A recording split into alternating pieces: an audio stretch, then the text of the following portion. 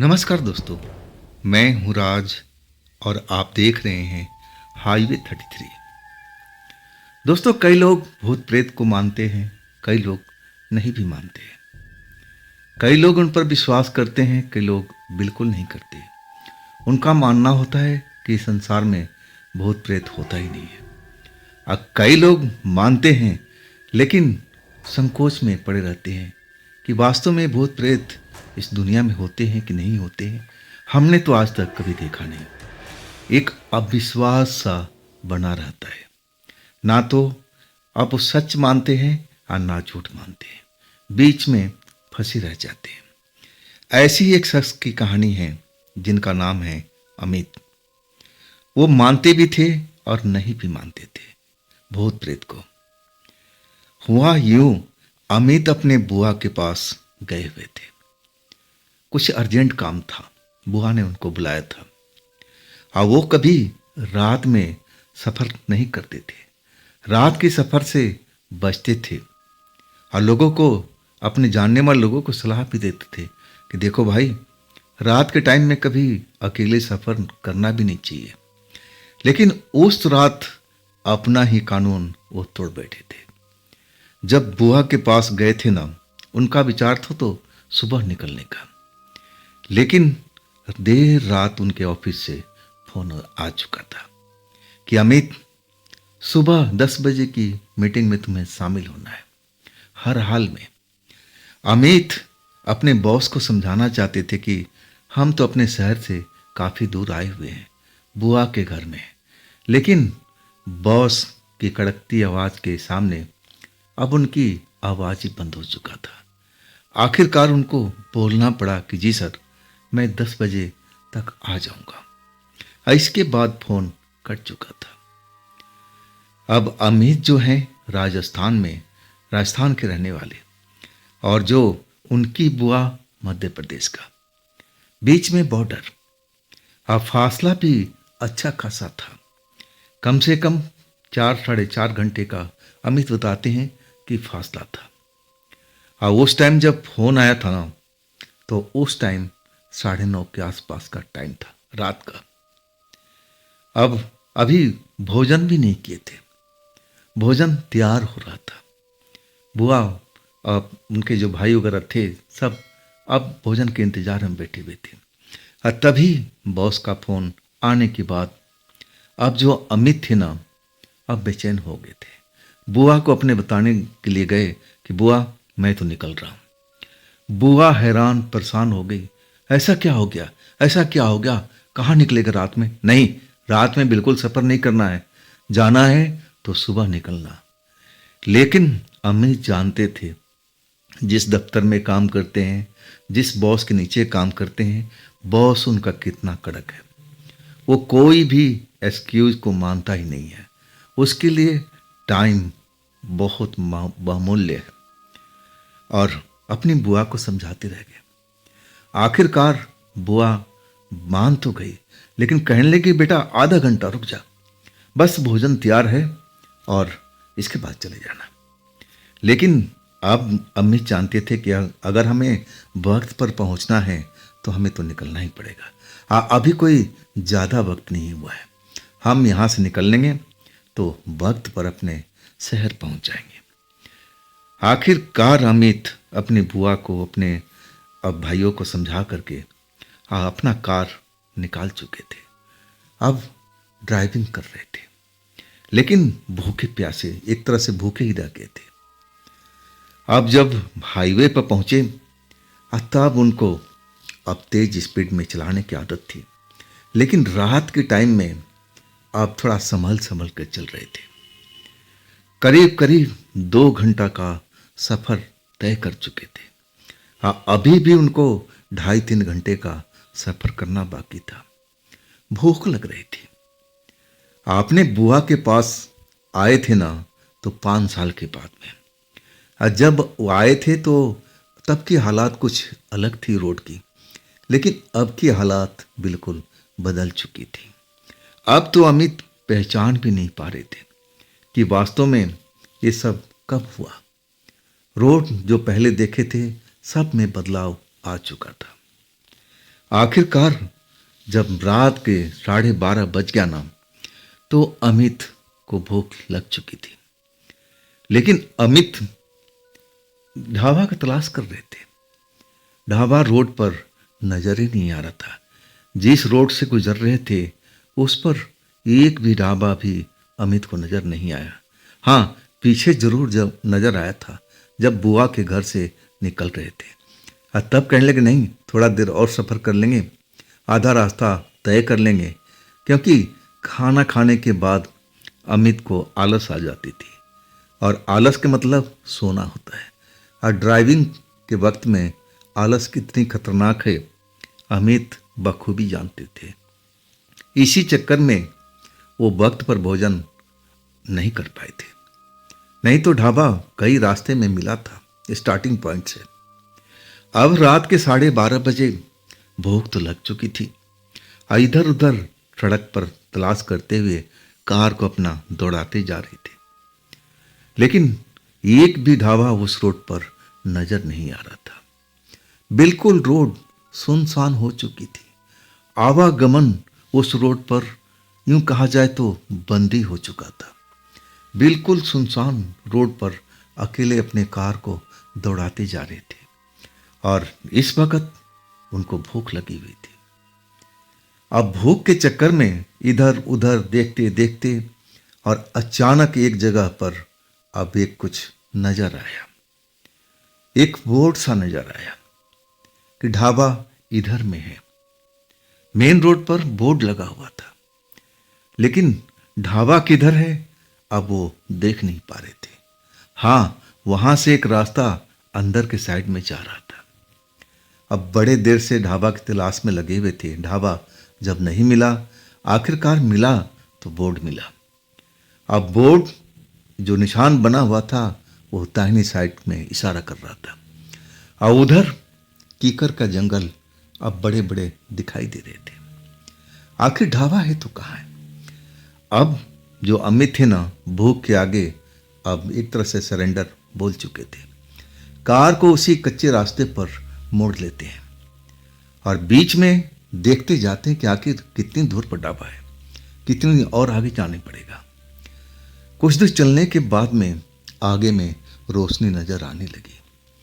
कुछ अब वहां पर लगने लगा कि हाँ, शायद यही हो सकता है ढाबा।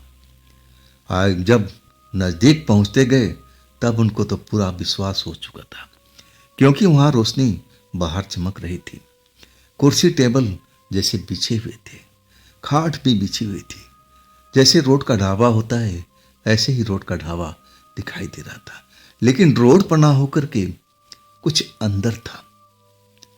अब अमित को तो भूख लग रही थी।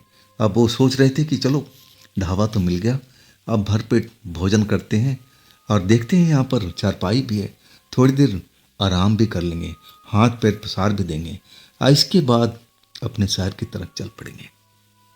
जब ढाबे पर पहुँचते हैं ना, तो वहाँ पर एक नौजवान लड़का अब कुछ काउंटर पर जहाँ रसोई है वहाँ पर कुछ बना रहा है। और बाकी जो ढाबा है ना, बिल्कुल खाली हुआ पड़ा है। ना तो कोई ग्राहक, ना कोई नौकर चाकर। अब तो लग रहा था कि अमित जी जो देख रहे थे बस इकलौता ही लड़का नजर आ रहा था। अब अमित को भूख लगी थी। सीधा कार जहाँ जगह हो, साफ जगह दिखी, अब वहाँ पर कार रोक दी और जल्दी से कार से निकल करके ढाबा के पास पहुँच गए, जहाँ वो लड़का कुछ बनाने की कोशिश कर रहा था। उसके हाथ लगातार अब चल रहे थे, जैसे कुछ चीज को फेंट रहा हो। अमित जब अब वहां पर पहुंचे ना, तो सीधा कुर्सी पर जा बैठे। अब वहीं से अब आदत थी कि भाई क्या बना है तुम्हारे ढाबे में, क्या क्या बनाते हो। अब वो उसी लड़के को बुला लिए, अरे भाई सुनना जरा। लड़का जो अपने काम में व्यस्त था ना, अब अमित की तरफ ध्यान ही नहीं दे रहा था। अमित कई बार उस लड़के को आवाज दे दिए थे, लेकिन अमित अब बहुत हैरान थे कि इतनी आवाज देने के बाद भी वो ढाबा वाला लड़का सुन क्यों नहीं रहा है। क्या बात है, ऐसा क्या हो गया है? जरूर कुछ गड़बड़ तो नहीं है। क्या गड़बड़ हो सकती है?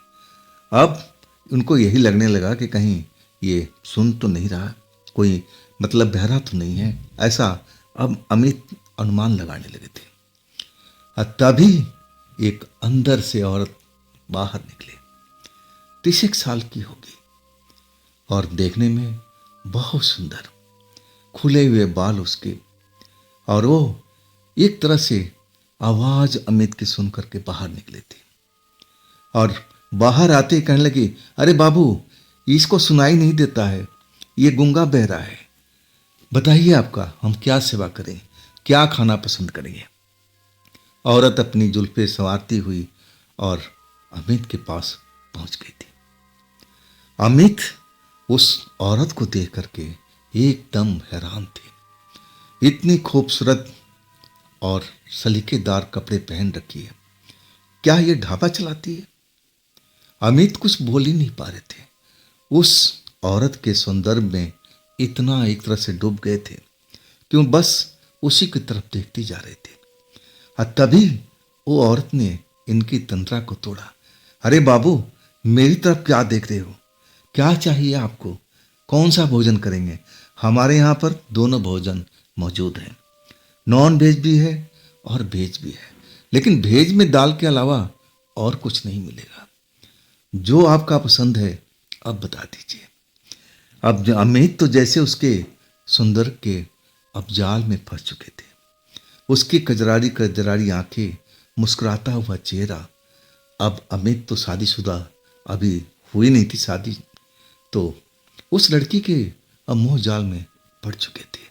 इतनी खूबसूरत वो लड़की थी ही। अमित कहने लगे, देखिए, जो आपको ढाबा में सबसे ज़्यादा अब बिकने वाला चीज़ और जो सबसे बेहतरीन चीज़ है वो मुझे दे दीजिए। आंखों में आंखें डाल करके उस लड़की से अब बस बोले जा रहे थे। लड़की कहने लगी, बस थोड़ा देर सब्र कीजिए, अब मैं आपको बहुत ही स्वादिष्ट व्यंजन अपने हाथों से बना के दूंगी, लेकिन मोहलत दीजिए, वक्त लगेगा थोड़ा सा। तब तक आप हाथ मुंह धो लीजिए और इस चारपाई पर आकर लेट जाइए, क्योंकि वक्त कुछ लगेगा। अब जो अमित थे ना, अब उसकी जाल में अब एक तरह से फंस चुके थे। उसका मुस्कुराता हुआ चेहरा, खूबसूरत चेहरा अब देख करके अमित एकदम फिदा हो चुके थे, क्योंकि अब इतनी उम्र उनकी हो चुकी थी, शादी तो हुई नहीं और स्त्री सुख का उन्होंने एहसास तक नहीं किया था। और उनको लगने लगा कि आज तो मेरी लॉटरी निकल गई है। अब अपने ख्यालों में खोए हुए जैसे उस औरत ने कहा था, अब वही काम करने लगे। हाथ पैर धोने के बाद वो चारपाई पर जा लेटे। लेकिन लेटे जरूर थे और लगातार उस गूंगे बहरे की तरफ देख रहे थे, जो ना जाने कढ़ाई में क्या घूंट रहा था। उसके हाथ चलते हुए दिखाई दे रहे थे, वो रुक नहीं रहा था और एक बार भी अमित की तरफ पलट के नहीं देखा, जैसे उसकी ध्यान कढ़ाई के अंदर ही हो। वो कढ़ाई से नजर हटाना नहीं चाहता। और लड़की के कहने के अनुसार, उस औरत के कहने के अनुसार, ये जो शख्स है ना, इसको ना तो सुनाई देता है ना बोल सकता है, एक तरह से गूंगा बह रहा है। वो औरत अमित को ये सब बोलने के बाद और अंदर की तरफ जिधर से आई थी और उधर ही चल गई। अमित चारपाई पर लेटे हुए अब मीठे सपने देखने लगे थे उसी औरत के बारे में कि आज तो मेरी लॉटरी लग गई है, आज तो मैं जरूर इस औरत को पा के ही रहूंगा। और वही सपना अपना मन में लिए आप चारपाई पर लेटे कभी उस गूंगे बहरे की तरफ देखते और कभी जिधर वो औरत गई थी उधर देखते। आखिरकार आधा घंटा बीत चुका था। अब भूख जो थी ना और उनकी बढ़ चुकी थी। ऐसा लग रहा था कि अगर कुछ खाना नहीं मिलेगा तो उनकी हालत खराब हो जाएगी। और इस ढाबा पर आकर के भूख बहुत तेज हो चुकी थी। आखिरकार उनको बर्दाश्त नहीं हो रहा था भूख, और उस गूंगे बहरे की तरफ ना जा करके चारपाई से उठ चुके थे। और जिधर अंदर की साइड में औरत गई थी, अब वो तो जान चुके थे कि गूंगे बहरे से बात करने का कोई फायदा नहीं, ये तो हमारी कुछ अब हेल्प करेगा नहीं, जो करना है उस औरत ने करना है। दरवाजे पर, जिस दरवाजे में अंदर गई थी, अब वहां पर जाकर अमित रुक गए थे। आवाज लगाने लगे, मैडम जी आप अंदर हैं, मुझे काफी जोर की भूख लग रही है। लेकिन अंदर से कोई, अब कुछ ऐसा नहीं लग रहा था कि अंदर में खाना वाना बन रहा हो, क्योंकि मेन चूल्हा चौका तो सामने में था, जहां पर वो गूंगा बहरा अब लड़का कुछ कढ़ाई में घोट रहा था। जब आवाज नहीं आई ना, तो अमित थे ना, अब थोड़ा अपना कदम अंदर की साइड में कर लिए थे। अब देखना चाहते थे कि उसके लिए क्या खास बना रही है, अब बना रही है तो क्या, अब किस जगह पर। अमित डरे नहीं अंदर जाने में, और उस दरवाजे को अब पार कर चुके थे। अब गलियारा था अंदर में, उस गलियारे में आवाज देते हुए, अब आप मैडम कहाँ पर हैं, मुझे भूख लग रही है, जो भी बन गया हो मुझे दे दीजिए। जब वो सामने गलियारा पार करके, अब जहाँ गलियारा एंड होता है, तब वो देखते हैं एक खुला सा बड़ा सा रूम है, और वहां पर औरत कमरे के बीचों बीच बैठी हुई है। सामने में कुछ पक नहीं रहा है, लेकिन वहां कुछ कट रहा है। अब अमित अब देखे ना तो एकदम चौंक गए। क्या उसके लिए स्पेशल अब ऐसा कोई व्यंजन बन रहा है जो काटना जरूरी है? क्या कट रहा है? अमित उस दरवाजे में, हॉल नुमा कमरे में जब अंदर चले जाते हैं ना, तो एकदम चौंक जाते हैं। जो औरत कुछ काम कर रही थी, जैसे उसके हाथ में कटारी जैसी कुछ वस्तु थी, जिससे कुछ काटने अब दिखाई दे रही थी, लेकिन कट क्या रहा था वो अमित देख नहीं पाए। तभी वो औरत अमित की तरफ मुड़ गई थी। जैसे ही अमित उस औरत के आंखें देखा ना, चेहरा देखा ना, तो अमित का सिट्टी पिट्टी गुम हो चुका था। उसकी आंखें जो थी ना औरत की, अंगारे की तरह जल रही थी। चेहरा इतना जो खूबसूरत दिख रहा था, पहली नजर में अब लग रहा था कि अमित को प्यार हो गया। प्यार तो उनका उड़न छू हो चुका था उस चेहरे को देख करके। चेहरा तमतमाता हुआ दिख रहा था, लाल सुर्ख हो चुका था, और उसके हाथों में अब खून सा नजर आ रहा था। आखिरकार क्या काट रही थी भाई? औरत मोड़ते ही अपनी नजरें अब अमित के ऊपर में अब लगा रखी थी, और उसकी आवाज में अब वो मिठास नहीं रही। वो मिठास न जाने कहाँ गायब हो गई थी। जो आवाज अमित ने सुना था, वो आवाज तो हो ही नहीं सकती उस औरत की। अब उसकी आवाज में एक भारीपन आ गया, और सीधा छोड़ते ही गुस्से में औरत अमित को देख के कहने लगी, तुम यहां पर क्या कर रहे हो? तुम यहां पर क्यों आए? इसके बाद औरत का जो गुस्सा था और बढ़ चुका था। अमित उसका गुस्से वाला रूप देख करके एकदम खौफ में आ गए, वापस जाना चाहते थे, और तभी वहां पर अंधेरा ही अंधेरा हो चुका था। उस कमरे में जो रोशनी जल रही थी अचानक बुझ गई थी। सही मायने में वो वक्त अमित बेहद डर चुके थे, और वो जो कुछ देखे थे अब कुछ समझ में नहीं आ रहा था कि इतनी खूबसूरत औरत, आखिरकार उसकी आंखें का रंग क्यों बदल चुका है, और उसकी आवाज में कैसे परिवर्तन आ चुका है। आवाज तो बहुत भारी, अब बेसुरी लग रही थी। अब अमित जिधर से आए थे भागना चाहते थे, लेकिन तब तक अंधेरा हो चुका था, रोशनी बुझ चुकी थी। अब अमित समझ नहीं पाए कि आखिर जाए तो कहाँ जाए। अब ना तो दरवाजा मिल रहा था, ना तो गैलरी मिल रही थी। अब एक तरह से उस अंधेरे में अमित फंस चुके थे। तभी अपने हिसाब से रास्ता ढूंढने की कोशिश कर रहे थे, अपने हाथ इधर उधर अब टटोलने की कोशिश कर रहे थे उस अंधेरे में। जबकि उनके पास में मोबाइल फ़ोन भी था। वो चाहते तो उस वक़्त में अपने जेब से निकाल कर के रोशनी अब जला सकते थे। लेकिन उस टाइम दिमाग उनका काम ही नहीं कर रहा था। और अचानक जब अपने हाथ फैलाए हुए आगे की तरफ, कभी इधर दाएं कभी बाएं, अब उस रास्ते को तलाश कर रहे थे जिस रास्ते से अंदर की आए थे, लेकिन मिल ही नहीं रहा था। अचानक उसके सामने अब कोई शरीर आ चुका था।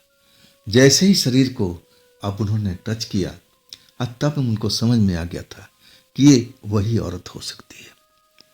अब फिर उन्होंने महसूस भी किया उस औरत के शरीर को, और वो भारी आवाज फिर उनके कानों में पड़ी। अब तो अंदर आ गया है ना, तो अब बाहर नहीं जा पाएगा। अब तो हमारे साथ ही रहेगा हमेशा के लिए इसी जगह पर।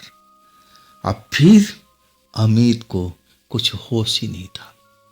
अमित जैसे बेहोशी में चले गए हों। जब उनको होश आया ना, तो अपने आप को एक बड़ा सा कमरे के अंदर में पाया, जिसमें ना तो कोई दरवाजा ना कोई खिड़की, हाँ रोशनी जरूर हो रही थी।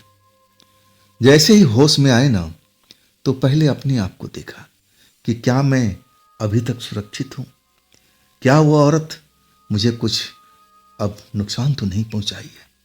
लेकिन पहले अपने आप को देखने के बाद उनको तसल्ली हो चुकी थी। अब इतना खौफ में आ चुके थे कि मैं तो भोजन करने के लिए आया था, और यहां पर क्या हो गया, ये कौन सी होटल में आ गया, कौन सी ढाबा में आ गया। और वो एकदम परेशान हो चुके थे। वो इतना डर चुके थे उस औरत का चेहरा का रंग बदलते हुए, और सबसे खतरनाक उसकी आंखों का रंग बदलना था।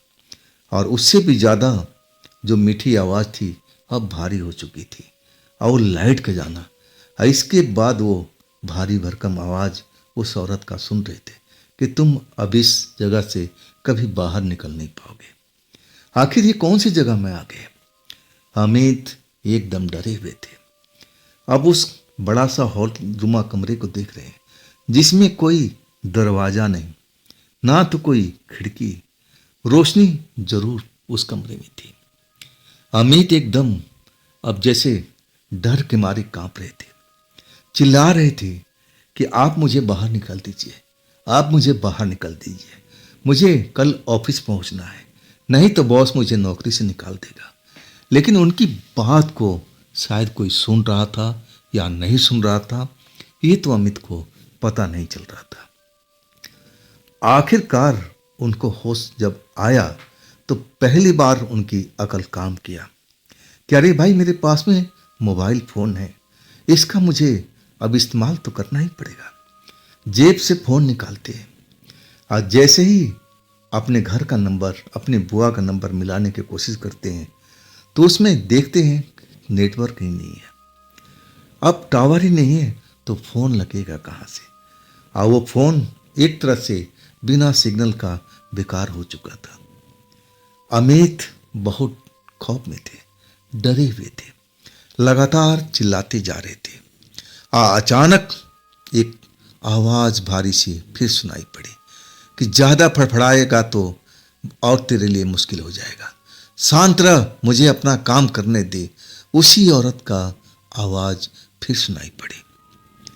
अब अमित जो थे ना, उसकी आवाज़ सुन करके और डर चुके थे, और आवाज़ कहाँ से आ रही थी वो बिल्कुल समझ नहीं पा रहे थे। इतना बड़ा जो हॉल नुमा कमरा था, और उसमें कहीं पर भी वो औरत दिखाई नहीं दे रही थी। आखिर उसकी आवाज़ कहाँ से आ रही है। अब एक तरह से बुरी तरह से डरे हुए अमित बार बार उस औरत को अब मनाने की कोशिश कर रहे थे कि आप मुझे बाहर निकाल दीजिए, जो कहेंगी हम देने के लिए तैयार हैं, हमारे पास पैसे भी हैं, हम नगद पैसे आपको दे देंगे, लेकिन मुझे इस जंजाल से मुक्त कर दीजिए, मुझे बाहर निकाल दीजिए, मुझे अपने ऑफिस निकलना है, आप मुझे छोड़ दीजिए। आप जो अमित थे, जो बोल सकते थे वो बोल रहे थे, लेकिन उधर से आवाज़ बिल्कुल अब शांत हो चुकी थी। अमित बेचैन, घबराए हुए, अब उनका कोई बस नहीं चल रहा था। जिधर देखते दीवार ही दीवार, ना खिड़की न दरवाजा। आखिर ये ऐसा कमरा बना तो कैसे बना जिसमें कोई दरवाजा ना हो ना खिड़की हो। अचानक एक जगह पर धुआं सा निकलता हुआ अब दिखाई दिया, वो दीवार में से। और जैसे ही धुआं नजर आया ना अमित को, वो देखने लगे क्या इस कमरे में, ये बड़े हॉल नुमा कमरे में आग लगी क्या? क्या मैं जिंदा जल जाऊंगा क्या इसमें? जिस हिसाब से उन्होंने धुआं देखा था, गाढ़ा गाढ़ा धुआं, आप तो खौफ में और आ चुके थे। अब उनको समझ में आया उस वक्त में कि अब इस जगह पर आग लग चुकी है। लेकिन कमाल तब हुआ जब उस धुएं के अंदर से वही महिला बाहर निकले। अब बाहर निकली ना, तब तो अमित देखते ही रह गए थे। उनका मुंह जो था खुला का खुला ही रह गया। वही औरत थी जिसको वो 2 बार देख चुके थे। पहली बार अब वो बेंच पर आए थे जब चिल्ला रहे थे गूंगे बहरे को, तब वो औरत आई थी। और दूसरी बार ना जाने क्या वो काट रही थी, उसके हाथ अब खून से सने हुए थे। अब वो तीसरी बार देख रहे थे और वो जैसे 16 श्रृंगार करके पूरा सब कुछ सज धज करके अब उस धुएं के दीवार में से निकले थे। अब उसके चेहरे पर वो चीज नहीं था जैसे पहले थी, जैसे अमित ने पहले देखा था खूबसूरत, वैसे ही बन चुके थे। और ऊपर से जो श्रृंगार पटार कर रखी थी ना, वो बेहद खूबसूरत लग रही थी। अब जैसे देखे ना अमित, अब उनका मुंह खुला का खुला और देखते ही रह गए थे। वो कुछ बोलना चाहते थे, चिल्लाना चाहते थे कि मैं कहाँ पर हूँ, मुझे बाहर निकालो, मुझे कोई भोजन नहीं करना, मुझे इस जगह से निकलना है, जो चाहे मुझसे पैसे ले लो, लेकिन मुझे बाहर निकाल दो। औरत इठलाती हुई अब उनके पास आ चुकी थी। अमित भाग करके उस दीवार पर पहुंचे कि उस धुएं वाली जगह से मैं भी निकल जाऊं बाहर, लेकिन जब तक पहुंचते हैं ना, वो दीवार का धुआं गायब हो चुका है। आप तो फिर से फंस चुके थे और उतनी देर में औरत फिर उनको पकड़ लिया था। कहाँ भाग रहा है? लेकिन इस बार आवाज भारी नहीं, बिल्कुल मधुर आवाज, आज जैसे अपने आप को दुल्हन की तरह वो औरत सजा रखी थी, एकदम दुल्हन ही लग रही थी। अमित अब देख तो रहे थे, लेकिन डर था उनके मन में, भय था, कांप रहे थे। अब बार बार उस दुल्हन से रिक्वेस्ट कर रहे थे कि देखिए मुझे बाहर जाना है, मैं अपने ऑफिस में जाना है, कल 10 बजे की मीटिंग है, नहीं तो बॉस मुझे नौकरी से निकाल देगा। मैं मानता हूं कि मुझसे गलती हुई है, मुझे यहां आना नहीं चाहिए था। अब मैं इसका हर्जाना भुगतने के लिए तैयार हूं। ये रहा मेरे पास में नगद पैसे, और कुछ रुपए उनके पास में जेब में थे, वो निकाल करके उस औरत को दे देते हैं कि ये रुपया पकड़िए, अब मुझे बाहर का रास्ता दिखा दीजिए। आपका तो यही मतलब है ना, आपको तो पैसे से मतलब है ना, तो पैसा मैं दे रहा हूं ना, लेकिन मैं आपके साथ 1 मिनट अब मैं रहूंगा नहीं, बस मुझे बाहर जाने दीजिए। औरत ने पैसा तो पकड़ लिया, लेकिन उसकी तरफ देखा तक नहीं। पैसा अब जैसे हवा में उछाल दिया था और कहने लगी इसकी हमें कोई जरूरत नहीं, हमें तो तुम जरूरत हो, और तुम मुझे पहली नजर में भाग गए थे, और देखो मैं तुम्हारे लिए अब सज धज के आई हूं। तुमने तो एकदम जब से आए हो तब से बवाल काट रखा है, क्या तुम्हें शांत रहना आता नहीं? ऐसे ही बवाल करते हो हमेशा।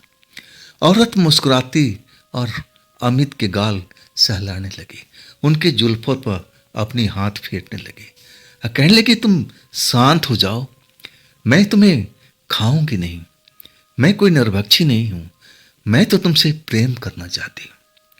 क्या तुम मुझे पसंद नहीं करते? पहली नजर पे जब तुमने देखा था तब तो तुम्हारी नजरें पल की झपक नहीं रही थी, अब क्या हो गया? अब तुम्हारे साथ ऐसा क्या हो गया? मैं वही हूं और तुम्हारे लिए सज धज के आई हूं, क्या मैं पसंद नहीं हूं? वो औरत अब एक तरह से अमित को रिझा रही थी, अमित को राजी कर रही थी, लेकिन अमित उसका एक दूसरा रूप भी देखे थे और वो डरे हुए थे। वो नहीं चाहते थे कि एक पल भी रुके। लेकिन तभी उनके बालों पर हाथ फेरने लगी। अमित उस बड़े कमरे में इधर से उधर भागते रहे, अपने आप को बचाने की कोशिश करने लगे। लेकिन वो औरत कहाँ से पीछा छोड़ने वाली थी। जिधर भागते और उधर वो औरत पहुंच जाती थी। अब बाहर निकलने का कोई रास्ता नहीं नजर आ रहा है। वो धुआं वाली जगह अब दीवार दिखाई दे रही थी और उस बड़े से कमरे में कोई और रास्ता भी नहीं था। अमित देख नहीं पा रहे थे और तब अब वो फंस चुके थे। डरे हुए कहने लगे कि आप मेरे साथ में ऐसा क्यों खेल खेल रही हो। और तब वो औरत मुस्कुरा के कहने लगी, मुझे खेल खेलना बहुत अच्छा लगता है और खास कर तुम्हारे जैसे लड़कों के साथ में। और देखो, मैं कह रही हूं कि मैं तुम्हें बाहर जरूर निकाल दूंगी, लेकिन शर्त मेरी होगी।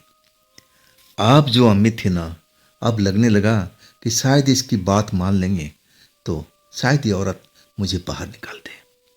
अमित कहने लगे कि देखिए, मैं आपका साथ कतई नहीं दे सकता, चाहे आप कुछ भी कर लो। तब औरत गुस्सा नहीं हुई, आप पुचकारने लगी, एक तरह से अमित को मनाने लगी कि नहीं, मैं तुम्हारे लिए सच धज के आई हूं, इतनी मेहनत में किया, एक तरह से मैं तुम्हारी दुल्हन हूं आज रात की। अब बोलो। अमित खौफ में थे। उनको उस टाइम में अब जो मन की इच्छा थी वो तो कभी की अब मिट सी गई थी। अब उसकी जगह में अब डर उनके शरीर में बैठा हुआ था। प्रेम तो ना जाने कब का खत्म हो चुका था। अमित मान नहीं रहे थे, लेकिन वो औरत मनाने की कोशिश कर रही थी। जिधर भागते उधर पहुंच जाती बड़े से रूम के अंदर में।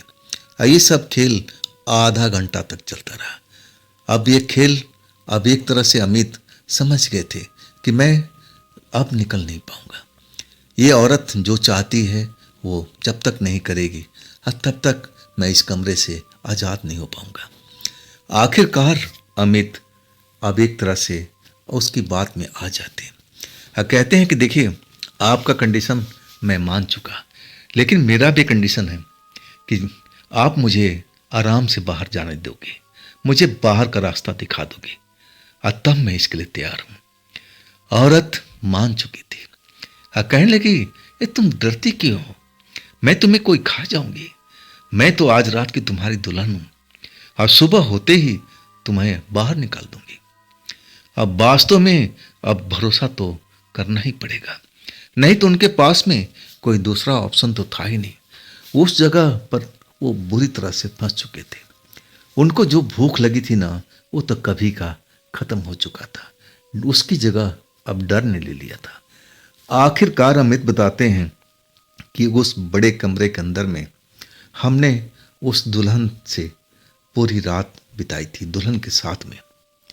वो जो दुल्हन थी ना, मुस्कुराती थी, आवाज देती भी थी, लेकिन आवाज में भारीपन नहीं था जैसा मैंने सुना था। बिल्कुल मीठी आवाज जैसे मैंने पहले मिला था। कहीं से भी नहीं लग रही थी कि कोई अलग चीज हो, कोई अलग शक्ति हो। आखिरकार अब जो अमित थे ना, पूरी रात बिताने के बाद उस औरत के साथ में और नींद में आ चुके थे। अब ऐसा नींद आया था ना कि सुबह में अब उनकी आंख खुली तो अपने आप को जहां पर उनकी कार पार्क हुई थी और उसी जगह पर कार के बगल में जमीन पर सो रहे थे। हड़बड़ा के उठते, वहां देखते हैं तो हर तरफ कीकर ही कीकर। वहां ना तो कोई ढाबा है, ना कोई होटल है, ना कोई कस्बा है, ना कोई गांव है। एकदम कीकर के जंगल में पड़े हुए हैं। अब अमित एकदम अब जाग चुके हैं, होश में आ चुके हैं। रात की सारी बातें उनको अच्छी तरह से ध्यान है। अब एक तरह से उस होटल को, ढाबा को ढूंढने की कोशिश करते हैं, लेकिन वहां ढाबा जैसे था ही नहीं। आखिरकार उस रास्ता को देखते हैं, कार में सवार नहीं होते हैं, बस ये जानने की कोशिश करते हैं कि आखिर ये सब मेरे साथ में हुआ तो क्या हुआ। अब वहां से थोड़ी दूर पर रोड है।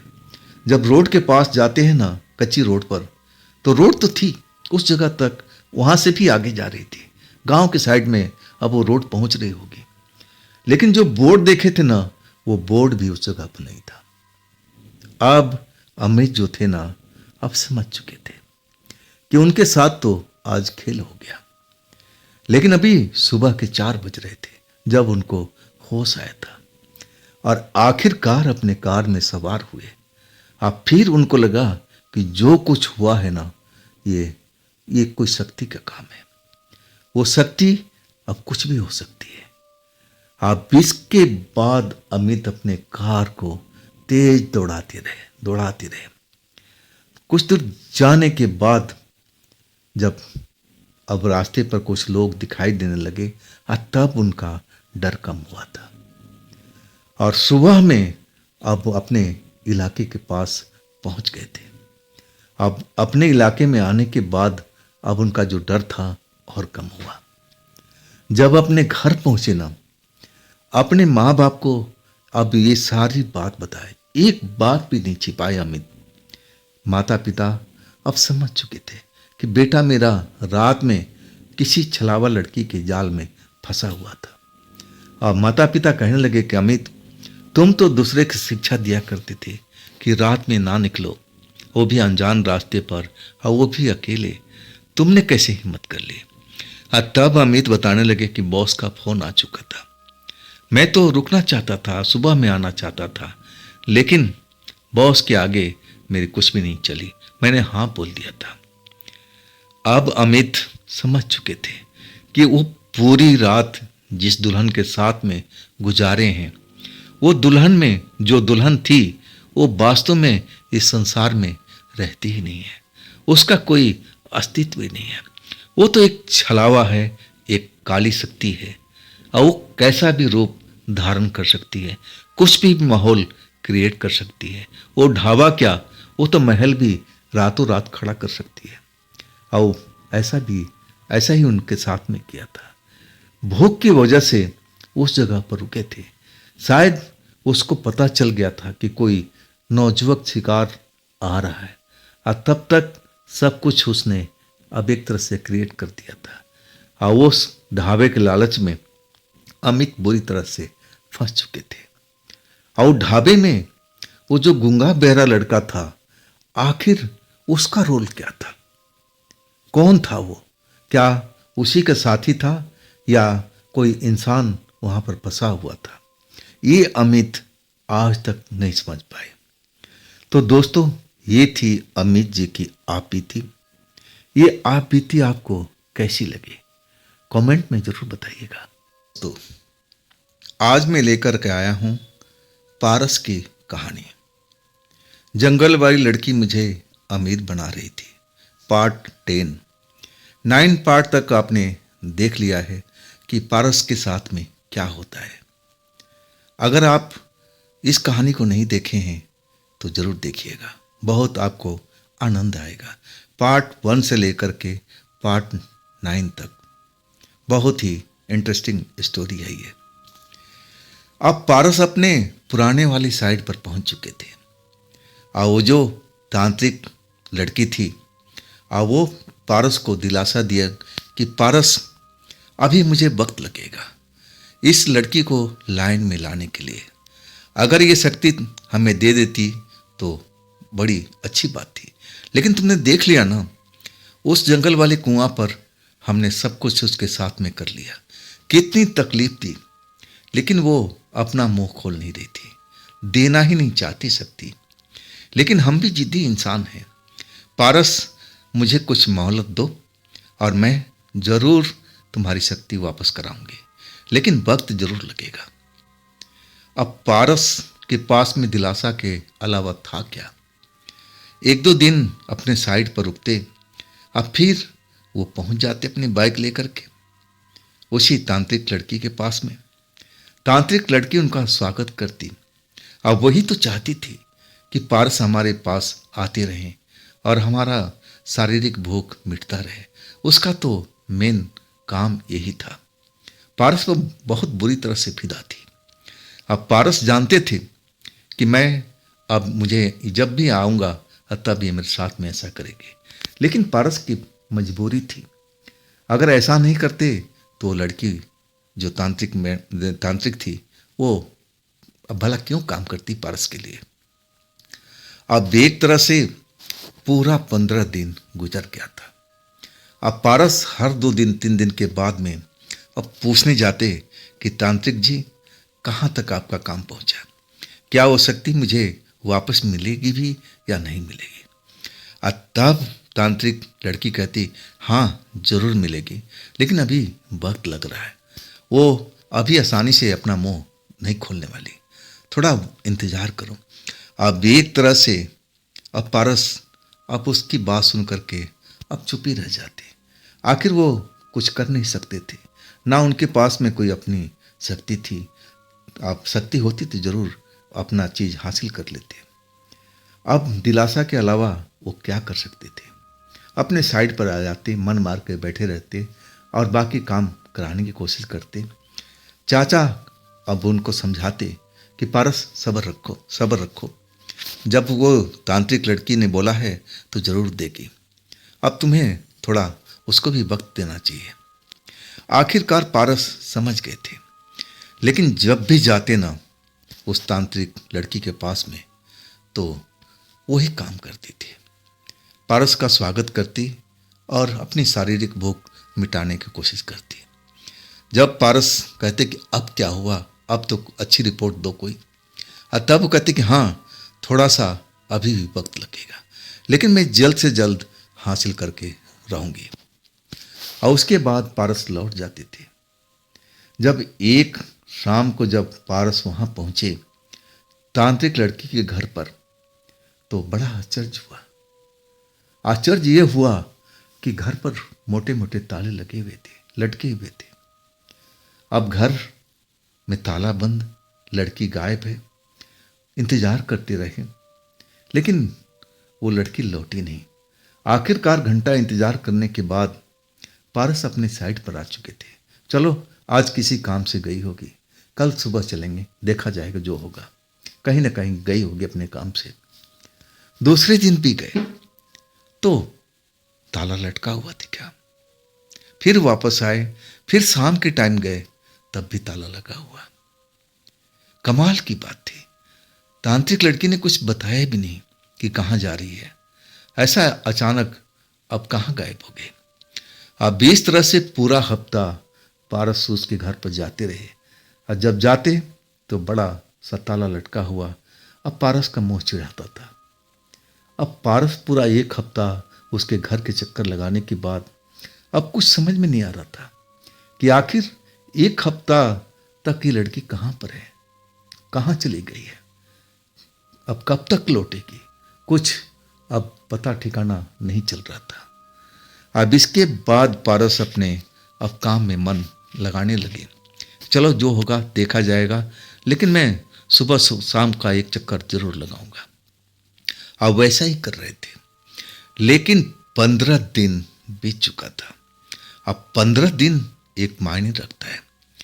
अब पारस एक तरह से मन में अब कई तरह के विचार आने लगे थे कि ये लड़की, तांत्रिक लड़की क्यों गायब हो गई, कहाँ चली गई, क्या उसके साथ कुछ उस लड़की ने तो बुरा तो नहीं कर दिया। मन में अब अलग अलग विचार आने लगे थे। और इसके बाद वो ढूंढना चाचा को लेकर के शुरू कर दिया। आसपास में अब पूछना शुरू किया, लेकिन कोई भी अब तांत्रिक लड़की के बारे में ज़्यादा जानता नहीं था, और जानता भी था ना तो सबको पता था कि ये तांत्रिक है और हमारे साथ कुछ बुरा भी कर सकती थी, और सब लोग डरे रहते थे। अब कोई उसके बारे में मुंह खोलने पर राजी नहीं होता था। आखिरकार चाचा भी लौट आए और पारस भी लौट आए। अब इसके बाद पारस चाचा अब आपस में बात करने लगे कि आखिर अब पारस कहने लगे, चाचा अब हम क्या करें, वो लड़की का कोई अता पता नहीं है, और देखो कितना टाइम बीत चुका है, अब हम लोग क्या करें। चाचा समझाने की कोशिश करने लगे कि पारस हौसला रखो, वो लड़की जरूर किसी काम से अब बाहर गई होगी, लौटेगी जरूर, उसका अपना घर है, अब तो कभी न कभी तो आएगी, अब हम इंतजार ही कर सकते हैं, अब इसके अलावा हमारे पास में बचा क्या है। लेकिन पारस का जो मन था ना, व्यग्र था। अब वो अब इतनी आसानी से जैसे उस बात को भूल नहीं रहे थे। अब मन ही मन में उनका ख्याल अलग की तरफ बढ़ रहा था।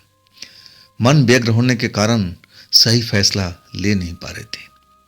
अब फिर एक रात जब सोए हुए थे, अब सब अपने मन में ख्याल अब बुन रहे थे। ये सब इसी कारण से हो रहा है। अगर वो जंगल वाली लड़की एक बार आ जाती ना, तो सारा काम मेरा सफल हो जाता। वो शक्ति भी मुझे वापस मिल जाती। अब मेरा काम जो था सही ढंग से चलने लगता। हाँ, ये जरूर हुआ था जब तांत्रिक लड़की ने अब उनका जो वो चुड़ैल थी, जो उनकी प्रेमिका बनी हुई थी, और उसको काबू में कर लिया था ना, तो काम का कोई नुकसान नहीं हो रहा था।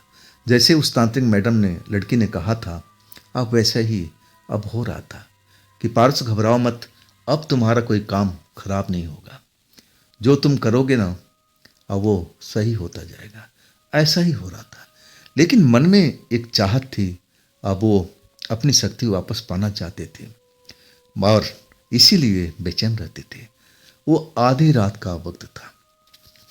अचानक वो अपने बिस्तर से उठ बैठे और ना तो उनके पास में कोई शक्ति आती थी, जैसे उनके साथ में हमेशा होता था। जब भी एकांत में रहते, तब न कोई शक्ति उनसे टकराती थी। लेकिन आजकल उनके पास में ऐसा कुछ हो भी नहीं रहा था। आखिरकार आधी रात के वक्त में अपने बिस्तर से उठ जाते हैं। ना जाने उनके साथ में ऐसा क्या होता है, वो कुछ समझ भी नहीं पाते। मन जो था बहुत बेचैन था। अब वो अपनी बाइक लेकर के अब उस टाइम निकल पड़ते हैं। चाचा उनके जब बाइक की आवाज़ सुनते हैं ना, तो अब घर से बाहर निकलते हैं और पता करना चाहते हैं कि आखिरकार अब पारस जा कहाँ रहा है। लेकिन जब तक अपने घर से बाहर निकलते, तब तक पारस निकल चुके थे। जरूर पीछा जरूर किए। चाचा उसको पारस को रोकना चाहते थे कि पारस, रात के वक्त अब कहीं पर जाना ठीक नहीं है। लेकिन पारस उस जगह से निकल चुके थे। पारस उसी जंगल के किनारे पर आ चुके थे और वो अपनी बाइक खड़ा करके बिना सोचे समझे और उसी जंगल के अंदर में चलते जा रहे थे। जैसे उनको लग रहा था कि कोई बुला रहा है। मन उनका उसी जंगल की तरफ जा रहा है। पारस के मन में ये एहसास हो रहा है कि कोई शक्ति मुझे खींच रही है, बुला रही है। और आखिरकार उसी जगह पर जहां पारस उस जंगल वाली लड़की से मिले थे, जब वहां पहुंचते हैं ना, तब देख करके हैरान हो जाते हैं। तब उनका भ्रम टूटता है कि मैं इस जगह पर कैसे आया। मैं तो अपने बिस्तर पर सोया हुआ था। मैं तो यहाँ पर आने की सोच भी नहीं सकता। मेरे साथ में ना जाने अब कैसी बात हो चुकी है। मुझे इस जगह पर तो बिल्कुल आना ही नहीं चाहिए था। तब जो पारस है ना, अब डर जाते हैं एक तरह से कि अब हमें यहाँ से जल्द निकलना चाहिए। मैं कैसे आ गया मुझे कुछ भी मालूम नहीं। पारस को लगा कि जैसे स्वप्न देख रहे थे। आज स्वप्न में कोई उनको अब खींच करके इस जंगल में लेके आ रहा था। ये तो वास्तव में स्वप्न ना हो करके हम हकीकत में पहुंच चुके थे। जब अपने आप को उसी जगह पर पाया, तभी वहां पर सुगंध फैलने लगी थी। आसपास में अब एक महक सी अब उनको महसूस होने लगी थी। बड़ा ही गजब का सुगंध था और वो सुगंध बिल्कुल अब एक परफ्यूम की तरह उनके नाकों में महसूस हो रहा था। खुशबू इतनी गजब की थी कि एक तरह से पारस बेचैन उठे थे कि आखिरकार ये सुगंध कहाँ से आ रहा है, कौन है सुगंध के पीछे। जब उनकी नज़र पड़ती है ना, तो एकदम देखते ही रह जाते हैं। एक खूबसूरत कन्या, अब जवान लड़की उनके सामने जैसे हवा में से प्रकट होती है और वो खुशबू का जो सोर्स है वही लड़की थी। उसके शरीर से जैसे ये खुशबू फूट रही थी और वो लगातार घूरते हुए अब पारस के पास पहुंचती है। पारस उसको देख करके अब देखते ही रह जाते हैं। उनकी आंखें उसी लड़की पर स्थिर हो जाती है। ये कौन सी लड़की है भाई, मैं तो इसको जानता तक नहीं। तभी वो लड़की पारस के पास में आकर रुक जाती है और कहने लगी कि तुम्हें चलना है मेरे साथ में। पारस एकदम हैरान हो जाते हैं। अब पूछते हैं कि तुम हो कौन। तब वो लड़की मुस्कुराने लगती है और कहती है कि जब पहुंचोगे ना तब मुझे जान जाओगे। चलो अब देर मत करो, समय निकलता जा रहा है। पारस जाने को तैयार नहीं होते। वो पूछते हैं उस लड़की से कि तुम ही हो जो मुझे यहाँ तक इतनी रात को सपने में खींच करके यहाँ पर लाया। तब वो लड़की मुस्कुरा के कहती कि हाँ, मैं ही तुम्हें लेके आई हूँ। तुम देर मत करो, मेरे साथ मेरे पीछे पीछे चलो। वो पारस जो है ना, अब बार बार सवाल करते कि तुम हो कौन और तुम मुझे कहाँ लेके जाना चाहती हो। तब वो लड़की कहती है कि घबराओ मत, जब उस जगह पर पहुंचोगे तब तुम सब कुछ समझ जाओगे।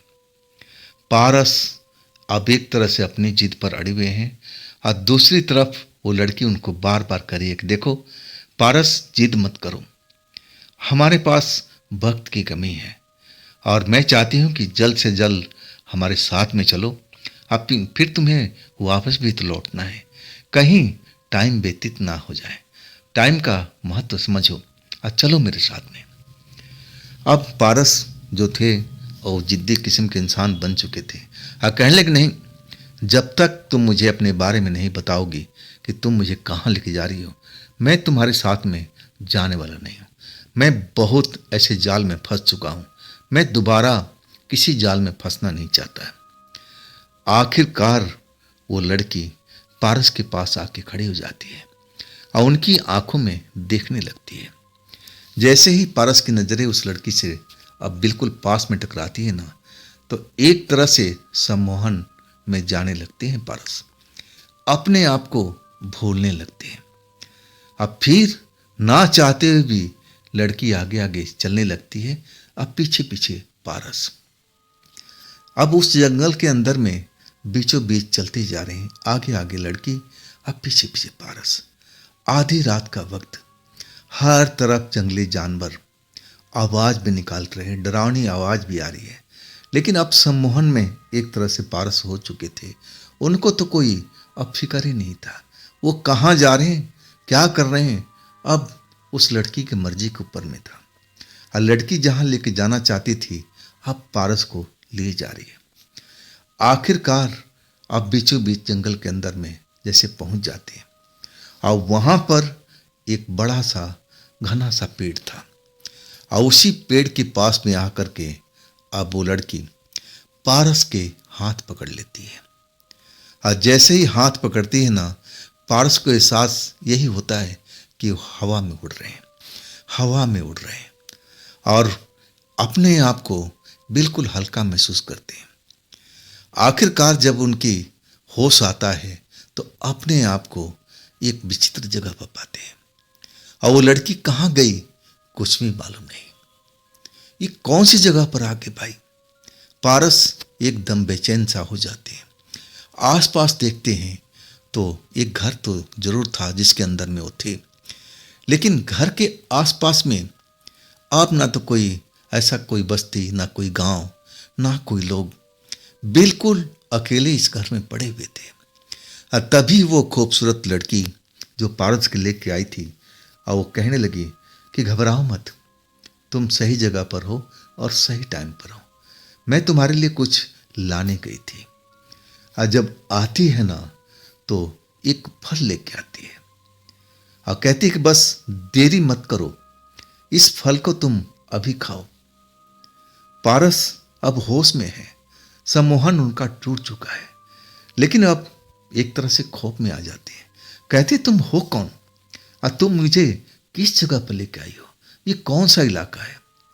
तब वो लड़की कहती है देखो पारस, तुम्हारे पास वक्त बहुत कम है, आप वक्त का अहमियत को तुम समझो, तुम जितना देर करोगे तुम नुकसान उठाओगे। अब मैं कह रहा हूँ इस फल को तुम खाओ और मेरे कहना मानो। पारस जिद तो करते हैं, लेकिन आखिरकार अब लड़की का कहना मान लेते हैं, लेकिन शर्त रखते हैं कि जैसे तुम मुझे लेके आई हो ना, मुझे अपनी जगह पर पहुंचा दो। और तब लड़की कहती है हंसते हुए कि जरूर पारस, हम तुम्हें जिस जगह से लेके आए थे हम उसी जगह पर पहुंचाएंगे। तुम इसके लिए परेशान मत हो, बस समय कम है और पारस मैं कह रही हूं कि ये फल को खा लो। आखिरकार वो फल को खाते हैं। फल, वो जिंदगी में पहली बार वैसा फल देखे थे पारस। बड़ा कसैला और थोड़ा सा खट्टा स्वाद था। और इसके बाद पारस फल खाने के बाद अब उनके कुछ परिवर्तन नहीं होता। कुछ ऐसा लगा कि कुछ अनमोल फल है, इसको खाने से ना जाने उनके शरीर में क्या होगा, कुछ तकलीफ होगी क्या कुछ नया होगा, लेकिन ऐसा कुछ नहीं हुआ। पारस बिल्कुल शांत खड़े थे। और तब लड़की मुस्कुरा के कहने लगी कि चलो पारस, मैं तुम्हें जहां से लाई थी अब वहीं पर पहुंचा देती हूं। पारस का हाथ पकड़ती है और इसके बाद उनकी आंखों में देखने लगती है। फिर सम्मोहन में आ जाते हैं और फिर अपने आप को हल्का महसूस करते हैं, जैसे हवा में उड़ते हुए जा रहे हो। आखिरकार अब उन पर नींद की अब पलकें जो थी भारी भारी होने लगी थी और वो हवा में रहते हुए अब सो जाते हैं। जब उनकी नींद खुलती है ना, तो अपने आप को अपने कमरे के अंदर ही पाते हैं, उसी बिस्तर पर जिस बिस्तर पर वो सोए हुए थे। अब हड़बड़ा करके जागते हैं। सबसे पहले बाहर निकलते हैं तो देखते हैं कि सुबह हो चुकी है। अब उनके जो वर्कर हैं, कामगार हैं, सब अपने अपने काम की ओर लौट रहे हैं। कोई इधर जा रहा है, कोई उधर जा रहा है। चाचा का दरवाजा बंद था और चाचा नजर नहीं आ रहे थे।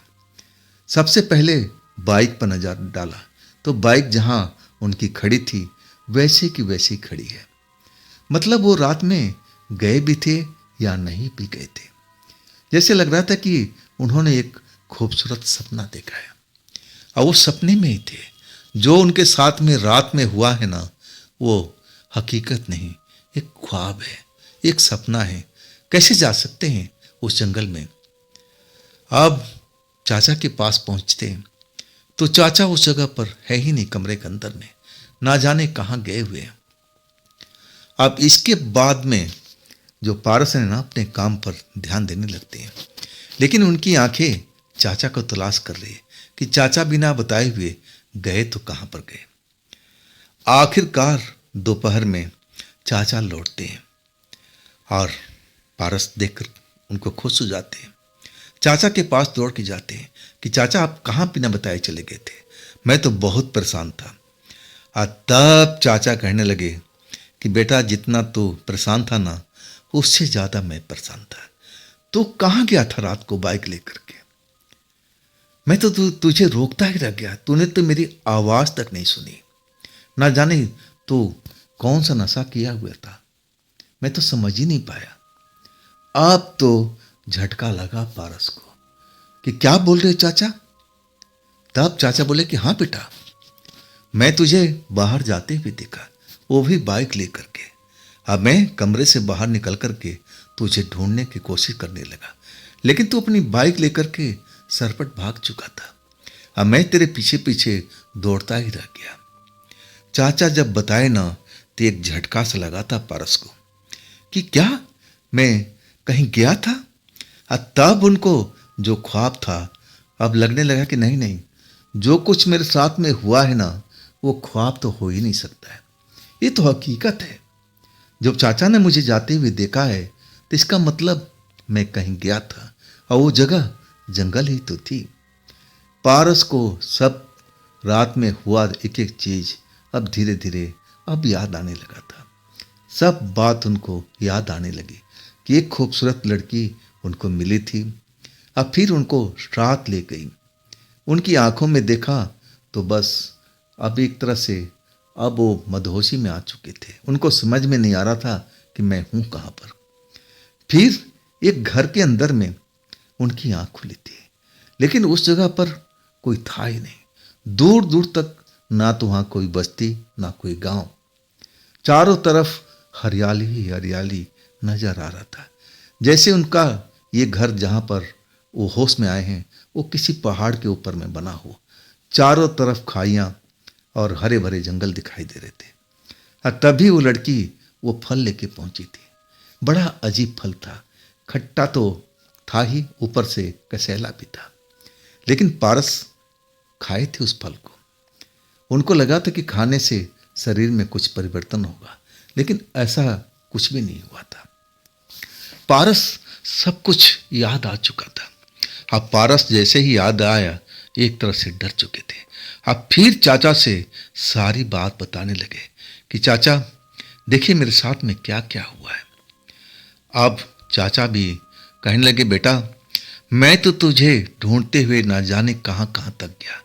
पैदल ही मैं दूर दूर तक निकल गया कि कहीं भी तेरी बाइक तो नजर आएगी, लेकिन बेटा तेरी बाइक कहीं नजर नहीं आई। मैं दूसरे साइड से लेकर तीसरे साइड तक हर जगह ढूंढ आया था और मैं तो बहुत थका हुआ हूँ।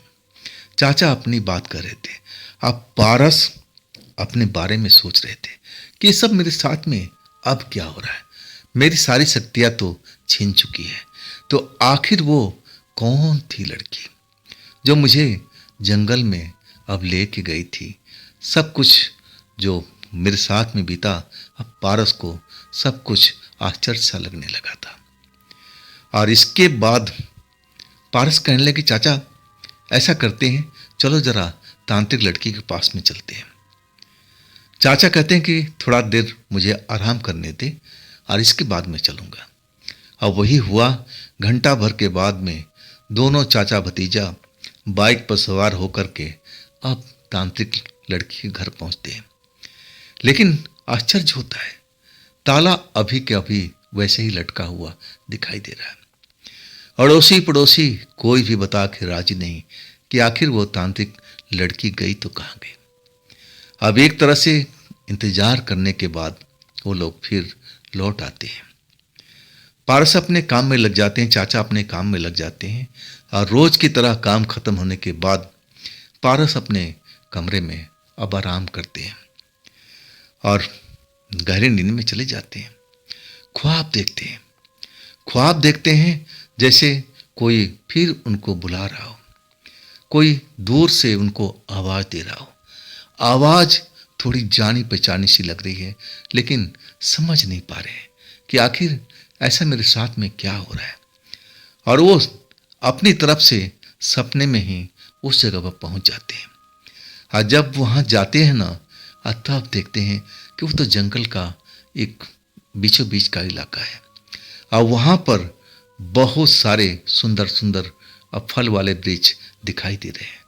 और वो भी फल जो उन्होंने खाए थे, वो फल एक जगह पर लटके हुए दिखाई दे रहे हैं।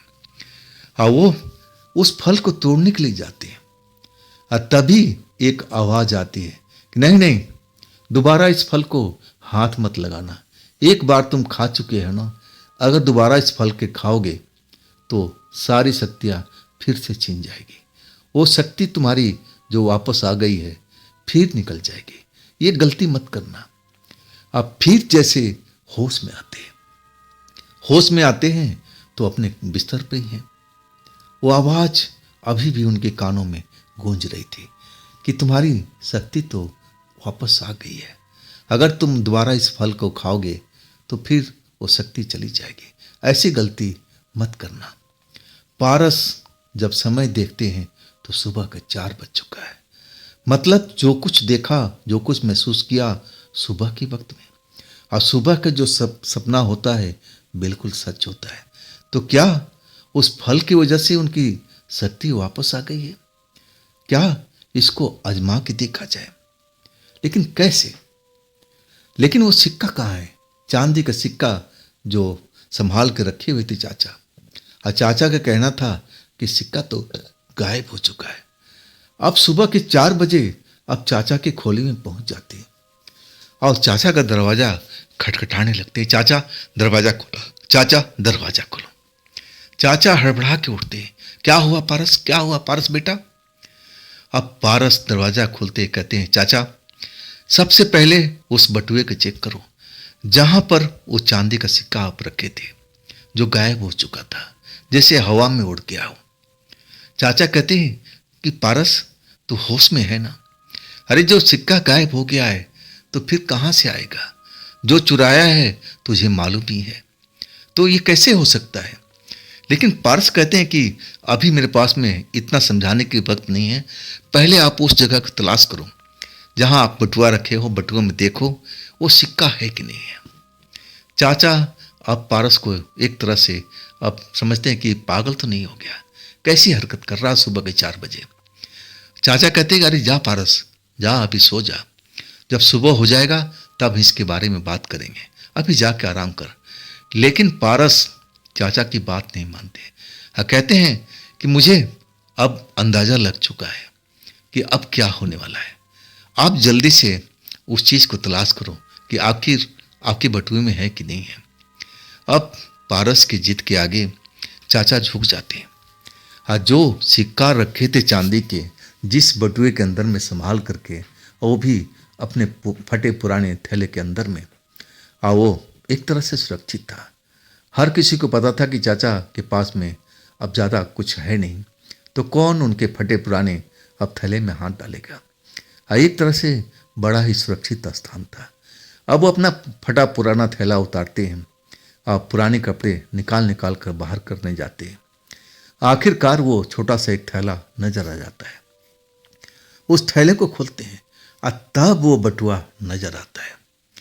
अब बटुआ हाथ में लेकर के अब कहते हैं कि पारस, तू ही खोल, अब कैसे आ जाएगा इसमें सिक्का? जो सिक्का गायब हो चुका है, सिक्का चोरी हो चुका है, तो कैसे आएगा? पारस कहते हैं नहीं चाचा, आप ही खोलो, देखो मेरा दिल कह रहा है कि सिक्का वापस आ चुका है।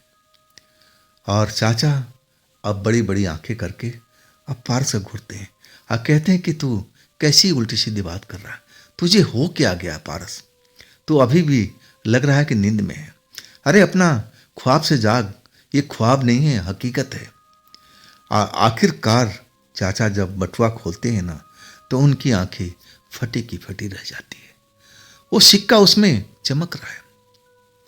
अब तो चाचा का मुंह खुला का खुला, कभी पारस की तरफ देखते हैं और कभी उस सिक्के की तरफ है। पारस समझ गए कि जरूर कुछ न कुछ तो हुआ है, तभी चाचा ऐसा बिहेव कर रहे हैं। अब उनके हाथ से बटुआ ले लेते हैं, लाओ चाचा मुझे देखने दो। और जब देखते हैं ना, तो पारस के भी हाल वही हो जाता है, मुंह खुला क्या खुला। अब दोनों लोग एक दूसरे को देख रहे हैं कि ये सब चमत्कार हुआ तो कैसे, ये खोया हुआ सिक्का फिर कैसे अपने आप आ गया? क्या ये तांत्रिक लड़की का करामात है? क्या वो शक्ति उसने वापस कर दी है उस प्रेत लड़की से? अब एक तरह से ये पहेली जो थी ना, अब दोनों को समझ में नहीं आ रही थी, लेकिन हुआ कैसे? अब जो चाचा थे अब कहने लगे कि पारस, ये चमत्कार कैसे हुआ? अब पारस कह रहे थे, आखिरकार दोनों के दोनों लोग हैरान रह गए थे। अब पूरी बात समझने की कोशिश कर रहे थे कि ये चमत्कार हुआ तो कैसे। पारस अपने मन में सोच रहे थे कि मैंने जो ख्वाब देखा था, जिस फल को मैं खाया था, वो आवाज़ मुझे साफ आज भी सुनाई दे रही है। वो आवाज़ का कहना था कि तुम्हारी शक्ति लौट गई है, अगर तुम दोबारा इस फल को खाओगे तो फिर तुम्हारी शक्ति वापस चली जाएगी। तो ये कौन है जो मेरी मदद कर रहा है? और वो खूबसूरत लड़की आखिर कौन थी? वो जंगल वाली लड़की तो हो ही नहीं सकती, तो आखिर वो शक्ति कौन थी जो मुझे अब जंगल में खींच के ले गई थी, मुझे उस स्थान तक पहुंचाई थी जहां पर ये फल मुझे खिलाया गया था? तो चाचा का कहना अलग था। चाचा कह रहे थे कि पारस, ये तांत्रिक लड़की का ही चमत्कार है और उसने ये सब काम कर दिया है, हमें जाकर के उसको धन्यवाद बोलना चाहिए। चलो अब उसके पास चलते हैं। लेकिन जब दोनों लोग पहुंचते हैं ना, तो घर आज भी बंद है। घर में बड़ा सा ताला अब लटक रहा है। आसपास में अब आज भी कोई मुंह खोल करके बताने वाला नहीं है कि वो लड़की लौटी है कि नहीं लौटी है। सब लोग उससे खौफ खाते थे और कोई भी बोल करके राजी नहीं था।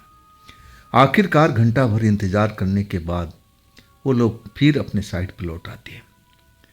अब दिन अब काम में बीतता है, लेकिन पारस उस सिक्का को पा करके अपने आप को धन्य मानते हैं और उनको लगता है कि अब सब कुछ जैसे पहले था अब वैसे ही हो जाएगा। क्या आज रात कोई शक्ति हमारे पास में आएगी? अब तो मेरा जो शरीर वैसे कि वैसे ही हो गया होगा जैसा पहले था। वो चांदी का सिक्का अब तो हमारे पास में आ चुका है, तो क्या वो शक्ति भी अब आकर्षित करेगी किसी को? अब इस तरह से सारा दिन काम करने के बाद अब अपने बिस्तर पर लेट जाते हैं सोने के लिए। आधी रात बीत जाती है और तब एक खुशबू सी अब आने लगती है और जैसे ही उनकी नींद खुलती है उस खुशबू की वजह से, तो देख करके हैरान हो जाते हैं। ये तो जानी पहचानी लड़की है, वो तो कई बार उनके साथ रात गुजार चुकी है। वो लड़की देख करके मुस्कुराती है और कहती है कि देखो अब मैं तुम्हारे पास दोबारा से आ गई हूँ। जंगल वाले बाबा ने तुम्हारी रक्षा के लिए अब मेरे को भेजा है। अब तुम्हारे ऊपर कोई विपदा ना आए और इसलिए मैं तुम्हारे पास तुम्हारी रक्षा करने के लिए आई हूँ। पारस कुछ समझ नहीं पा रहे थे कि आखिर ये क्यों हो रहा है। दोबारा से ये सब शुरू हो चुका था। पारस उससे बात करते हैं कि मैं सब कुछ जानना चाहता हूँ शुरू से लेकर अंत तक, लेकिन वो लड़की मना कर देती है। कहती है कि नहीं, मैं बस इतना ही बताना चाहती हूँ कि अभी जो तुम्हारे संकट है ना कम नहीं हुए। अभी तुम पर एक नया संकट मंडरा रहा है और उस संकट से बचाने के लिए मैं तुम्हारे पास में आई हूँ। और जब तक मैं हूँ वो संकट तुम्हारे आसपास में नहीं आ सकता है। लेकिन तुम्हें भी अब ध्यान देना चाहिए। तुम्हें ऐसी जगह पर नहीं जाना चाहिए जहाँ पर तुम अकेले हो। इस चीज़ से तुम्हें ज़रूर बचना होगा। और आखिरकार वो जो बात लड़की बोलती है, तब पारस कुछ समझ नहीं पाते कि अब मैं मुझ पर कौन सा ऐसा संकट आने वाला है। अब तो मेरा सारा काम हो चुका है। वो शक्ति मेरी दोबारा लौट आई है, तभी तो तुम मेरे पास में आई हो, नहीं तो तुम तो अब दिखाई भी नहीं देती थी। वो लड़की मुस्कुरा करके कहने लगी कि हाँ पारस, ऐसे ही है। जब तुम्हारे पास में शक्ति है तो हम तुम्हारे पास में आ सकते हैं, तुम्हारे साथ रातें व्यतीत कर सकते हैं। लेकिन जब तुम्हारे पास शक्ति नहीं होगी तो हम किसके आकर्षण में आएंगे? लड़की का बात अपनी जगह पर जायज था। तब पारस कहने लगे कि वो संकट के बारे में बताओ जिससे मैं बच के रहूं। तब लड़की मुस्कुरा के कहने लगी कि इसका इजाज़त मुझे नहीं है, मैं ये सब बता नहीं सकती, लेकिन मैं तुम्हें चेता जरूर रही हूँ कि तुम पर एक बहुत भारी संकट आने वाला है और तुम्हें सावधान रहना चाहिए। इसके बाद पारस कुछ समझ नहीं पाते। आखिरकार उनको नींद लगती है और जब सुबह उनकी आँख खुलती है ना तो उस घर में वो लड़की दिखाई देती है, ना उसका वजूद। भाग करके अपने चाचा के पास पहुंचते हैं और सारी बात बताते हैं कि चाचा, वो रहस्यमय शक्ति मेरे पास में लौट आई है और वो लड़की भी हमारे पास में आई थी जो पहले मेरे पास में आ चुकी है और उसने एक नई जानकारी दी और वो कह रही है कि कोई भारी संकट आने वाला है, हमें बच के रहना चाहिए। तो चाचा, कौन सा संकट ऐसा हो सकता है जिससे हमें बचकर रहना चाहिए? मैं उस लड़की से बहुत जानने की कोशिश किया, लेकिन उस लड़की ने कहा कि मुझे इजाज़त नहीं है, मैं कुछ इसके बारे में बता नहीं सकती। अब तुम्हें इससे सावधान रहना होगा। चाचा अपना सर टटोलते रह गए थे। उनको भी समझ नहीं आ रहा था कि ऐसा कौन सा भारी संकट आने वाला है। तो दोस्तों, आज की कहानी का हम एंड यहीं पर करेंगे। आइए 10वां पार्ट आपको कैसे लगा कमेंट में ज़रूर बताइएगा। तो दोस्तों, फिर मिलते हैं जल्द इस कहानी को लेकर के, लेकिन थोड़ा इंतज़ार आपको ज़रूर करना पड़ेगा। और दोस्तों, अगर आप मेरे नए चैनल पर अभी तक नहीं गए हैं तो जरूर जाइए राज की कहानियाँ।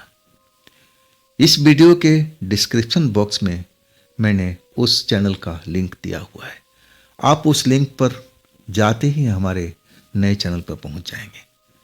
और दोस्तों, ये भी चैनल आप ही का है, तो इसको भी अपना प्यार दीजिए, लाइक कीजिए, सब्सक्राइब कीजिए, शेयर कीजिए अपने दोस्तों को। और फिर हम मिलते हैं अगले रोज इसी चैनल पर, इसी टाइम में। आप लोग अपना ख्याल रखिएगा। नमस्कार।